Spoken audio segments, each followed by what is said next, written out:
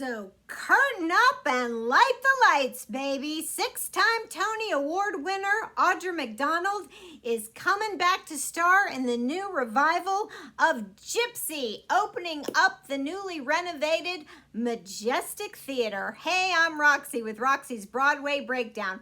Welcome back to my channel.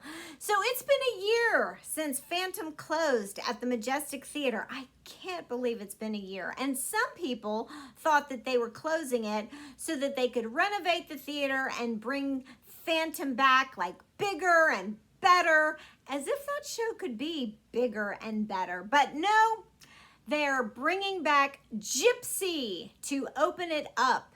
Now, this show's such a classic, book by Arthur Lawrence and music and lyrics by Jules Stein and Stephen Sondheim, and it seems to get revived like once every decade. It all kicked off with Ethel Merman with that big brassy belt voice, and then went on to star like Angela Lansbury and Bernadette Peters and Tyne Daly and Patti LuPone, and a couple of them got Tonys for the role of Mama Rose.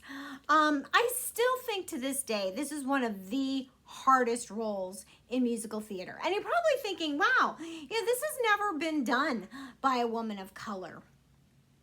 That is true. Because it is loosely based on the memoirs of Gypsy Rose Lee. She was a real performer. These are real people. Rose Havoc and her daughters, June and Louise, were real performers in the vaudeville circuit. And June went on to become a famous actress, singer, dancer. Her sister Louise went on to become the famous burlesque performer, Gypsy Rose Lee. And their mom was, to put it mildly, a really pushy stage mom. So, and they were a white family. So that's why white women have always played this role. But now, Audra McDonald is taking on the role, and I have no doubt Audra McDonald is going to slay this role, okay? I mean, she's a classic soprano, but she has that huge mezzo belt voice that can take on, Rose's turn, and everything's coming up roses, and she's got the acting chops. I mean, Audra's going to kill it. Audra's going to kill it. I have no doubt that she's just going to slay this role. So, it kind of leads me to the question of, well, does this just kind of open up the doors now for like other biographical pieces, musical theater pieces to like be cast in diverse ways? Well, I mean, we can look at Hamilton and Six. They're historical pieces, or, have historical characters in them. Lin-Manuel, when he did Hamilton, this is an original work. And he did it so creatively. I mean, he definitely had a vision and a style of how he wanted to do Hamilton. The music is so creative, and he took such a fresh perspective on it. I mean, it's hip-hop, it's funk, the sets, the costumes, the choreography by Andy Blankenbuehler. I mean, it just all works. When you take it as a full package, it all works. And to cast it in a very diverse way just is a complete package, and it works on the whole. I can't see old white men being cast in Hamilton. Now, if he had taken the show 1776 and tried to kind of revamp it and modernize it and cast it in a diverse way, I don't know that that would be as successful. I don't know. And same thing with Six. I mean, Six is an original piece. It's about the 6 wives of Henry VIII.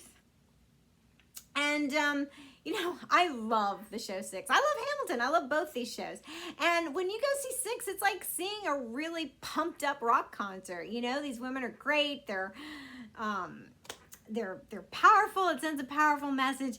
And the way the music is written, very rock, very hip. They're kind of stylized after different rock divas like Ariana Grande and Alicia Keys and Beyonce and Adele. It makes sense to cast in a very diverse way. And I don't know that you could get by with, like 6 prim and proper British women. So again, it works. The show works.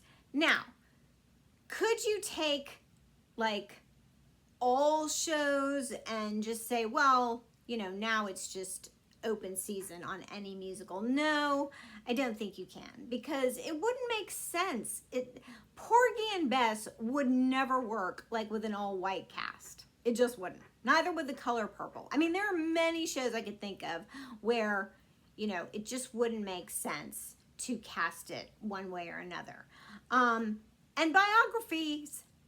biographical musicals as well. I mean, you could never cast a white woman in Tina Turner the Musical. You could never cast a black woman in the Cher Show. I mean, they're too iconic, and there's just a look, a sound, a tone. It's like, no, that's never gonna happen. That's never gonna work. Now, are Rose and her daughters June and Louise so iconic that people are never gonna get past it and go, I just can't see this diverse cast playing these characters? I don't know. I mean, they were well known, but I don't know that people are going to look at it and go, I just can't get past this. Probably not. Probably not. It's just, it's always been done that way, but it doesn't mean there can't be a new, fresh take on this musical. So it'll be interesting to see how they approach it. What's their vision for this show? Are they saying, you know, for a couple of hours, come along with us on this ride? These are great characters. We want to tell our version of it. Maybe so. You know, musicals are musicals. They're pieces of art. They're meant to be interpreted in different ways to different people. They're not brain surgery. So, you know, we'll see. I'm interested to see how they do this new take, this new spin on Gypsy. And like I say, Audra's going to be great. I mean, Audra's Audra. What can I say about Audra? All right, so there you go. Don't forget to click and subscribe, and I'll see you in my next.